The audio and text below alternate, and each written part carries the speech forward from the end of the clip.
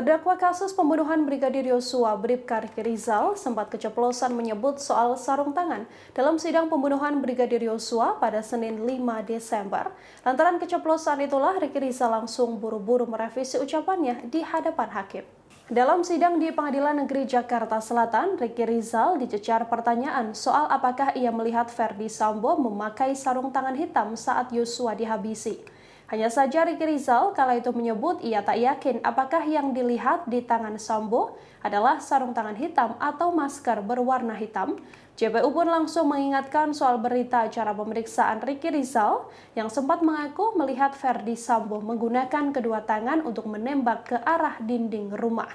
Ia mengatakan melihat tangan Sambo namun tak jelas apakah yang dipakai memang sarung tangan atau masker hitam. Hakim pun sempat mempertanyakan mengapa Riki Rizal terus mengaku tak melihat Verdi Sambo menembak, padahal ia berada di lokasi dan berdiri tak jauh dari titik eksekusi. Tegaskan saja sekarang, pada saat itu saudara melihat saudara F menggunakan sarung tangan atau tidak? Saya tidak yakin waktu itu sarung tangan atau masker yang warna hitam itu. Anda memperhatikan saudara FS menembak ke dinding. Itu penglihatan yang sama dengan tangan yang menembak itu. Apakah menggunakan sarung tangan atau tidak? Jangan jawabnya tidak yakin.